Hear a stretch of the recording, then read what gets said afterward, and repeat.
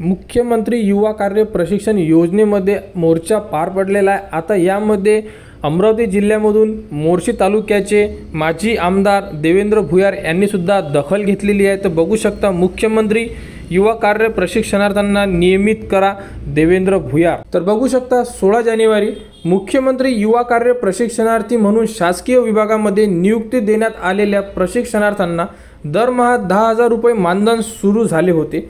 मात्र 6 महिन्याचा कालावधी संपण्याच्या मार्गावर आला आहे। त्यामुळे लाडक्या भावांवर बेरोजगार होण्याची वेळ आलेली आहे।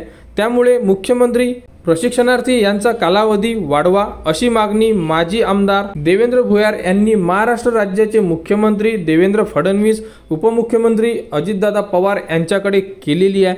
तर मोर्शी तालुक्यामधून जेही माजी आमदार होते यांनी सुद्धा आता सरकारकडे मागणी केलेली आहे की जेही युवा कार्य प्रशिक्षण योजनेअंतर्गत विद्यार्थी प्रशिक्षणार्थी लागलेले आहे त्यांचा जो कालावधी आहे हा वाढून द्यावा आणि याबद्दल त्यांनी मुख्यमंत्री व उपमुख्यमंत्री यांच्याकडे मागणी सुद्धा करण्यात आलेली आहे। महाराष्ट्र राज्य मुख्यमंत्री युवा कार्य प्रशिक्षण योजनेअंतर्गत बेरोजगार युवकांना प्रशिक्षणाची संधी उपलब्ध करून दिली होती। त्या अंतर्गत विविध शासकीय विभागात रुजू आहेत।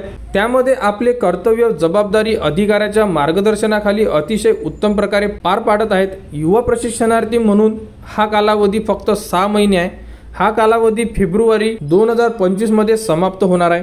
त्यानंतर सर्व प्रशिक्षणार्थी पुन्हा बेरोजगार होणार आहे।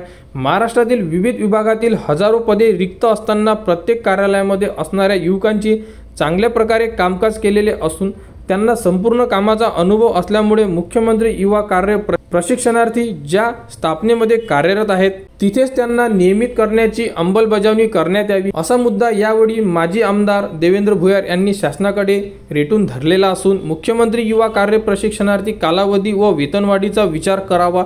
तसेच मुख्यमंत्री देवेंद्र फडणवीस यांनी मिशन 100 दिवस जाहीर केले व त्यामध्ये 1.5 लाख कर्मचारी भरती करण्याचे आदेश दिले। त्यामध्ये मुख्यमंत्री युवा कार्य प्रशिक्षणार्थी कर्मचाऱ्यांचे प्रशिक्षण तातडीने घेऊन त्यांना त्यांच्या जिल्ह्यात पदस्थापना द्या अशी मागणी माजी आमदार देवेंद्र भुयार यांनी मुख्यमंत्री देवेंद्र फडणवीस व उपमुख्यमंत्री अजितदादा पवार यांच्याकडे केलेली आहे। तर यामध्ये आता मोर्शी तालुक्याचे माजी आमदार यांनी सुद्धा आता विद्यार्थ्यांच्या पाठीशी उभे आहे व त्यांच्याकडून म्हणजे प्रशिक्षणार्थ्यांसाठी आता त्यांनी सुद्धा मुख्यमंत्री व उपमुख्यमंत्री यांच्याकडे मागणी केलेली आहे। तर अशा प्रकारे जेही प्रशिक्षणार्थी लागलेले आहे जेही वर्क करत आहे त्यांचा कालावधी पुढच्या महिन्यामध्ये समाप्त होत आहे।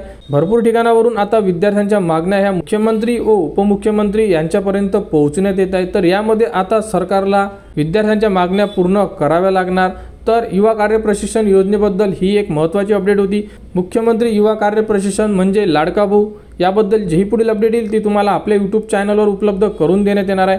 त्यासाठी आपल्या चॅनलला सबस्क्राईब करा व हा व्हिडिओ इतरांपर्यंत शेअर करा।